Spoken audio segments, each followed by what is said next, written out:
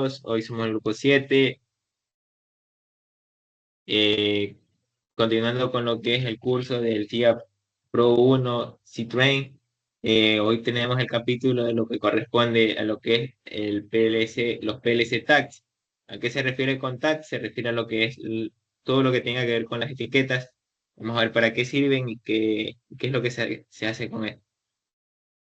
Bueno, en este curso, bueno, en este video lo que vamos a hacer es familiarizarnos con lo que son las etiquetas y sus áreas de memoria. Vamos a ser capaces de crear etiquetas y abordarlas y asimismo ver los detalles de cada una y poder aplicarlas, aprender a monitorearlas y modificarlas.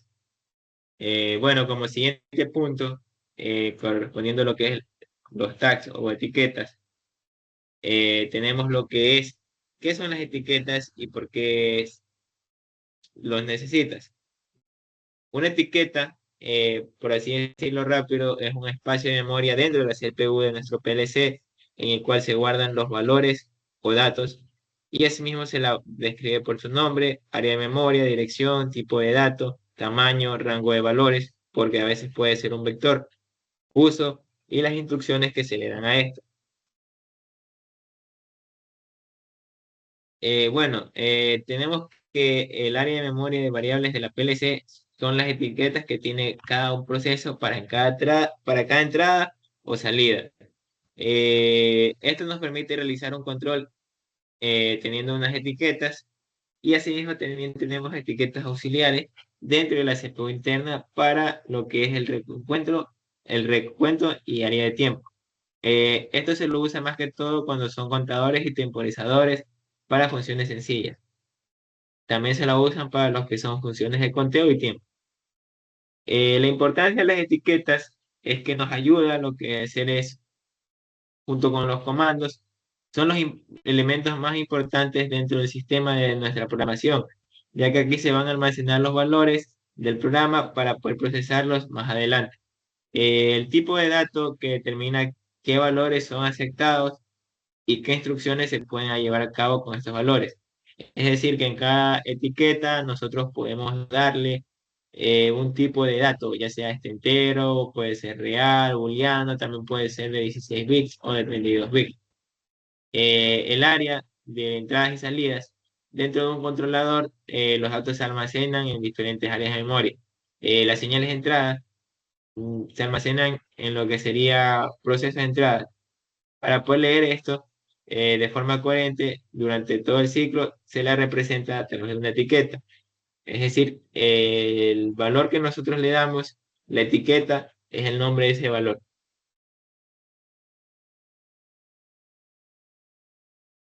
Siguiendo a lo que respecta, tenemos a las direcciones de etiqueta.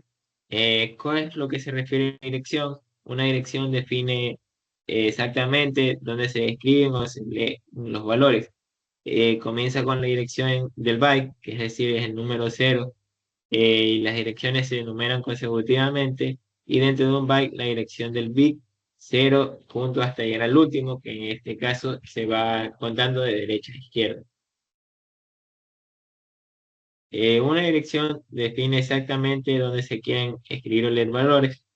Eh, a veces lo declaramos o llevan el símbolo de porcentaje. ¿Qué significa esto? Es el carácter que va, que identifica la presentación de una dirección. A veces se lo puede omitir durante el ingreso de la dirección, ya que el programa lo agrega automáticamente.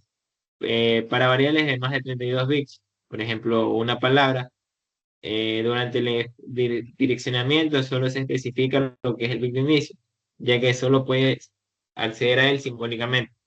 Este número es necesario de bytes, ya que deben reservarse para las otras variables dependiendo del tipo de datos. Como se lo ha dicho anteriormente, tenemos los tipos de datos y esto se los va dividiendo, subdividiendo de acuerdo a lo que son, si son numéricos o char o enteros. Eh, Como podemos ver en la tabla, A continuación tenemos los datos elementales. ¿Cuáles son estos datos elementales? Se refieren a lo que son los bits y numéricos. Como ya hablé anteriormente, el bit es cada número o cada dígito que corresponde a la dirección que nosotros le hemos dado a nuestra etiqueta. Y numérico es como que el valor de datos que almacena esta etiqueta. Como podemos ver, dentro de los datos de bit están lo que son booleanos, que son los valores de true o false. Y asimismo tenemos lo que son los bytes, que almacenan 8 bytes. Y lo otro que, como lo dije anteriormente, pueden ser word o the word. ¿A qué se refiere con esto? Son la cantidad de bits que nosotros podemos almacenar dentro de una etiqueta, que por lo general corresponde a veces a una palabra, es decir, el ingreso de una palabra o un comando que nosotros hemos dado. Y asimismo tenemos lo que son los datos numéricos. ¿Cuáles son estos tipos de datos numéricos? Son los unsigned, los in, uint, the in, real y el real. Los valores reales, como se lo ha visto durante toda esta tarea, son aquellos valores dados por algún tipo de señal analógica. El in corresponde a lo que es un valor entero y el uint necesita, bueno, se hace referencia a un entero sin signo. A continuación, mi compañero Raúl seguirá con la explicación de los tipos de datos.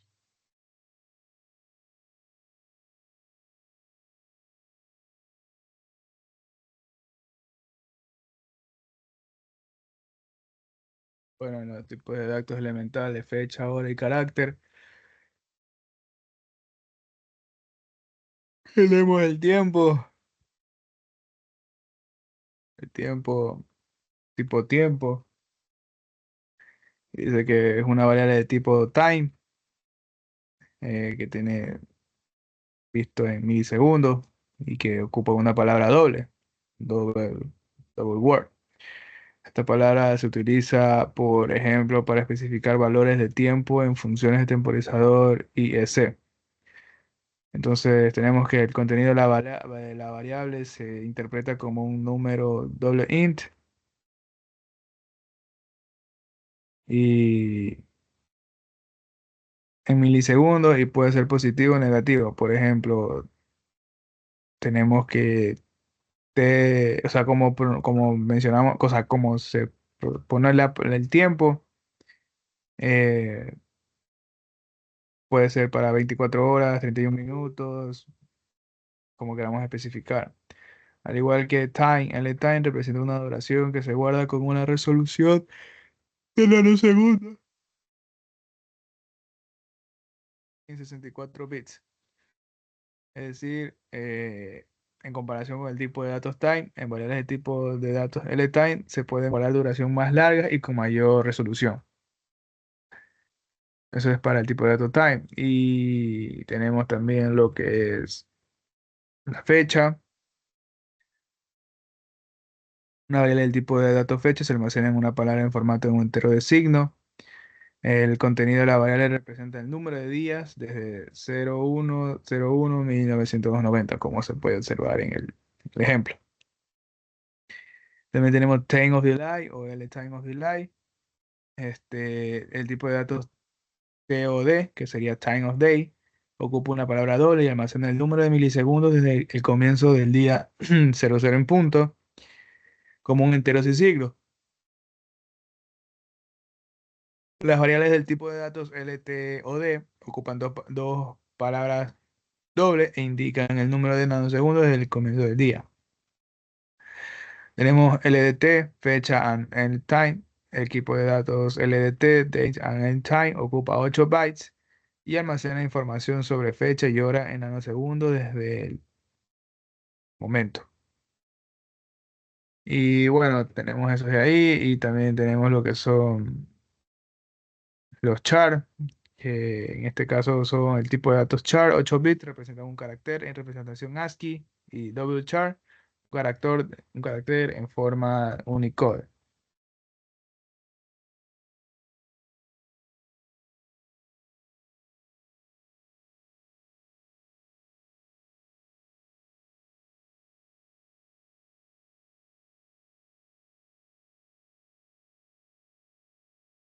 Bueno, tenemos lo que es la remanencia de etiquetas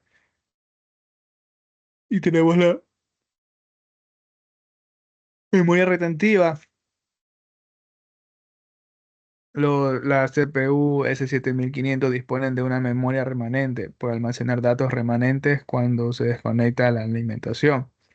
Eso quiere decir que no se puede perder los datos guardados y el tamaño de la memoria remanente está documentado en los datos técnicos de la CPU. El uso de la memoria, el uso de la memoria remanente de la CPU configurada se muestra offline en el árbol del proyecto bajo. Información del programa, recursos de, online en el árbol de proyecto bajo, online diagnóstico, diagnóstico y memoria. Entonces esos son los pasos a seguir para buscar lo que son la memoria del S7500. Cuando online datos como, perdón, cuando define datos como remanentes, su contenido se conserva después de un corte de energía durante el inicio de la CPU y durante la carga de un programa modificado. Puede definir los siguientes datos u objetos como remanentes: bytes de memoria, temporizador, contadores, etiquetas de bloques de datos globales, eh, variables de bloques de datos de instancia de un bloque de funciones. Algunas variables de objetos tecnológicos son siempre remanentes, como por ejemplo los valores de ajuste de encoders absolutos. Bueno, aquí tenemos un ejercicio 1, dice copiar la tabla de etiquetas del PLC desde la biblioteca 1. Tenemos un drag and drop, cambie la tabla de variables PLC MyTags preparada en la biblioteca Pro 1 Lab y, perdón, con su propio proyecto. En la TagsCar, bibliotecas globales, a la biblioteca Pro 1 LB, que se encuentra en la carpeta donde se encuentre y donde usando arrastrar. Soltar y copiar la tabla de etiquetas PLC MyTag de la carpeta de bibliotecas copias maestra, capítulo 05, a la carpeta etiquetas PLC de su proyecto, igual a de su proyecto. Eh, sí.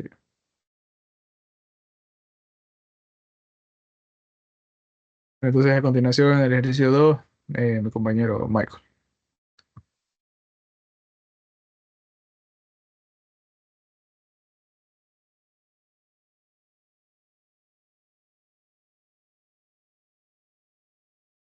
A continuación, dando lo que sería la explicación de este segundo ejercicio, corresponde a lo que es la creación de una tabla de etiquetas del transportador. El enunciado nos pide que debemos crear una tabla de etiquetas PLC independiente llamada transportador para lo que sería las entradas y salidas a las que están conectados los sensores y actuadores del modelo del transportador. ¿Cómo vamos a resolver este ejercicio?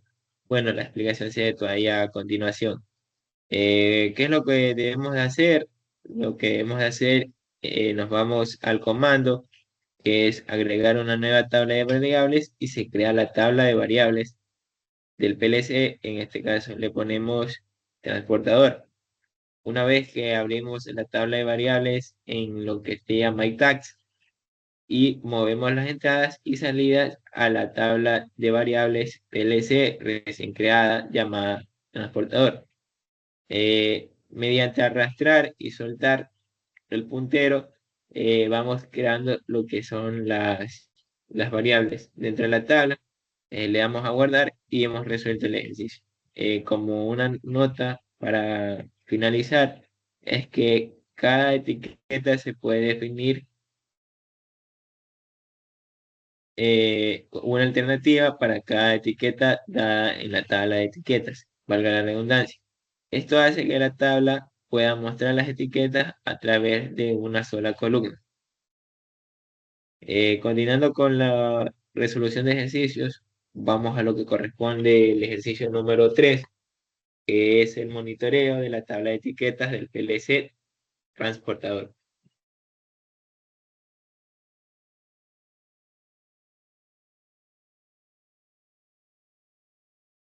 ¿Qué es lo que debemos hacer? Es monitorear las entradas en la tabla de etiquetas. ¿Cómo se lo resuelve? Se lo resuelve de la siguiente manera. Para saber los cambios que adopta la CPU, lo que debemos hacer es darle a root y a compilar. Una vez que está nuestro software, nuestra programación compilada, el siguiente paso es descargar los datos al PLC.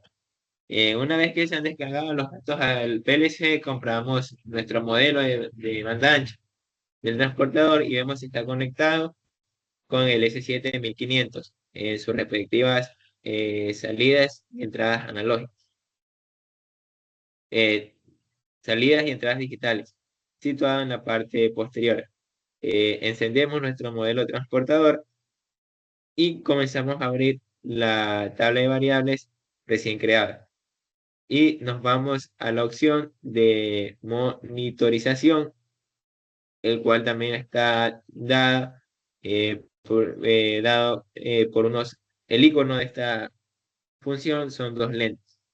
En el modelo, nosotros podemos ver y verificar cuál es el estado de cada etiqueta.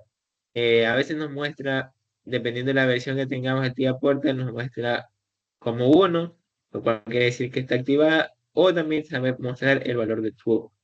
En caso de no estar activada la respectiva etiqueta, muestra el valor de falso. False. Luego le damos a guardar al proyecto y hemos terminado lo que corresponde al ejercicio 3. Y para lo que es el ejercicio 4, lo que nosotros tenemos es la modificación mediante la tabla de observación. ¿Qué es lo que nos pide hacer aquí? Es modificar las salidas con la ayuda de una mesa de vigilancia. Bueno, en la carpeta observar y forzar tablas, agregamos una nueva tabla de observación. Abrimos la tabla de vigilancia recién creada y seleccionamos dentro del árbol de proyecto la tabla de variables TLC del transportador. Desde lo que es la vista de detalle, copiamos las etiquetas del PLC transportador a la tabla de observación, usando arrastrar y soltar, arrastrar y soltar. Una vez que hagamos hecho esto, debemos de ver que las salidas nos marquen el valor, es decir, verdadero o tal vez uno. Y comprobamos si estas etiquetas son relevantes, están activadas para lo que sigue su modificación. Activamos la función monitorizar todo para poder modificar las salidas. Comprobamos que las salidas relevantes estén activadas y especificamos el valor de modificación con false, es decir, cero para volver a apagarlo. Una vez que hemos modificado las salidas, le damos clic a guardar proyecto y hemos terminado con esta resolución de ejercicio. Bueno, lo que podemos ver es que este es un tema sencillo, es una parte más explicativa de lo que se puede hacer con las etiquetas, para qué sirven las etiquetas y qué es lo que nos indica cada etiqueta dentro de lo que es nuestra programación de PLC. Bueno, eso fue todo lo que nosotros hemos querido detallar. Lo más importante que corresponde al capítulo 5, que es la parte de los tags. Bueno, para continuar con el siguiente tema, corresponde ya al capítulo 6 del curso del día Pro Train 1. Lo hará mi compañero Raúl.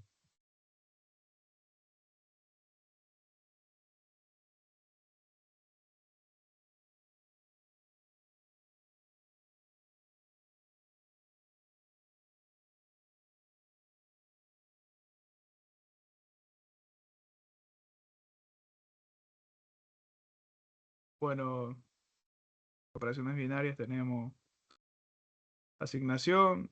En una asignación, el operando, perdón, en una asignación, al operando específicamente, siempre se le asigna como estado el RLO actual, el RLO asignado, permanece disponible después de esta asignación y puede asignarse a otro esperando o vincularse lógicamente. Buscar cero, falso. La búsqueda cero de cero, es decir, el estado de señal false, se realiza cuando el operando tiene el estado de señal B sub cero. Sensores y símbolos de control. Tenemos lo que son sensores de proceso. el uso de contactos normalmente abiertos o normalmente cerrados para los sensores de en un proceso controlado depende de las normas de seguridad para este proceso. Para los fines de carrera y los interruptores de seguridad siempre se utilizan contactos normalmente cerrados, de modo que no surjan condiciones peligrosas si se produce una rotura de cable en el circuito del sensor. Los contactos normalmente cerrados también se utilizan para apagar maquinarias por el mismo motivo. Todos los escaneos se pueden programar por el estado de la señal, es decir, el estado 0 y 1, independientemente de si un contacto NA de hardware o un contacto NC de hardware estén conectados en el proceso. Verificar símbolos del programa. En ladder se utiliza un símbolo con el nombre contacto NA para comprobar el estado de señal 1 y un símbolo de contacto normalmente cerrado para comprobar el estado de señal 0. No importa si la señal de proceso 1 proviene de un contacto normal caliente activando o de un normalmente cerrado no activado. El símbolo normalmente abierto contacto entrega el resultado de la verificación 1 cuando el operando escaneado tiene el estado 1. Y el símbolo contacto NS entrega el resultado de la verificación 1 cuando el operando escaneado tiene el estado 0. Operaciones lógicas binarias AND, OR y negación. Operaciones lógicas y OR, con las operaciones lógicas AND y OR se pueden escanear básicamente todos los operandos binarios, incluso las salidas. En lugar de operaciones individuales, también se pueden vincular lógicamente los resultados de otras operaciones lógicas. Además, las operaciones lógicas también se pueden combinar. Operación lógica y para una separación de lógica AND, el resultado de operación lógica RL es igual a 1 cuando todas las señales tienen estado 1. Y en la operación OR solo falta con un 1 para obtener una salida. Y la negación niega la variable. Operación exclusiva OR eh, realmente es con la operación exclusiva OR, dice que cuando uno de las dos señales de entrada tiene estado 1, o sea, es 1 cuando una de las señales tiene un 1. Y 0 cuando un número par de operaciones verifica tiene el estado 1. O sea, es, es, es impar, pero cuando es impar es un 1 y cuando es par es un 0. Bueno, a continuación mi compañero Michael seguirá. Bueno, para seguir aportando a lo que sería la operación con el operador lógico OR o exclusivo XOR, tenemos que esta operación se la puede ganar básicamente todos los operandos binarios, incluso las salidas, en lugar de operandos individuales. También se pueden vincular lógicamente los resultados de otras operaciones lógicas. En el lenguaje de programación ladder no existe una operación lógica XOR explícita. Se la debe generar programando las instrucciones discretas que se muestran en la imagen de la diapositiva. Bueno, ahora para llevar a este otro tema, vamos a hablar sobre lo que es las imágenes del proceso. Para el almacenamiento de todos los estados de entradas y salidas digitales, la CPU tiene áreas de memoria reservadas. La imagen de proceso para entradas PI y la imagen de proceso para salidas PIQ. Bueno, ¿a qué corresponde esto?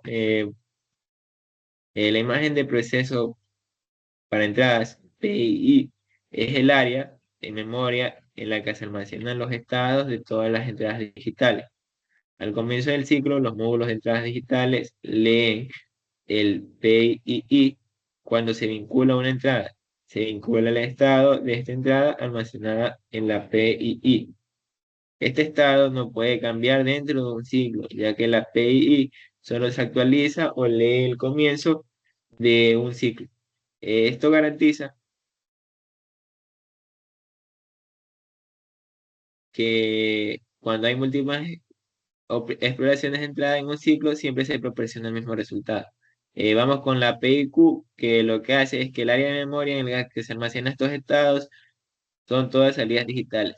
El PIQ envía los módulos de salidas digitales al comienzo del ciclo antes de que se actualice la imagen del proceso.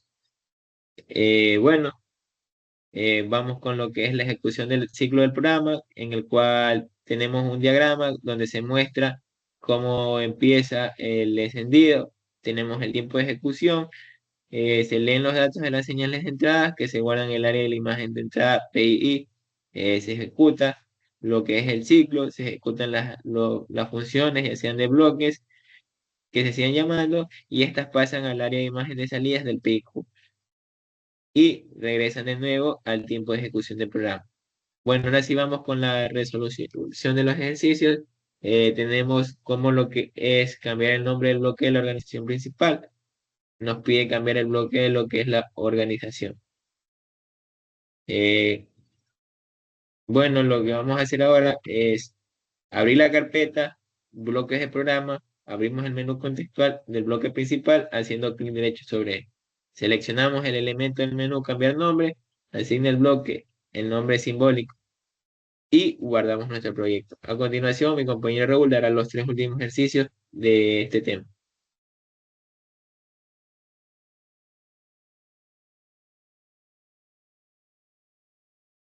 Bueno, tenemos el ejercicio 2 dice programación de Yoc, y tenemos eso de ahí de desprogramar el modo Yoc, tenemos el compilar el programa, lo que dice ahí, y el monitorear el programa. Gracias.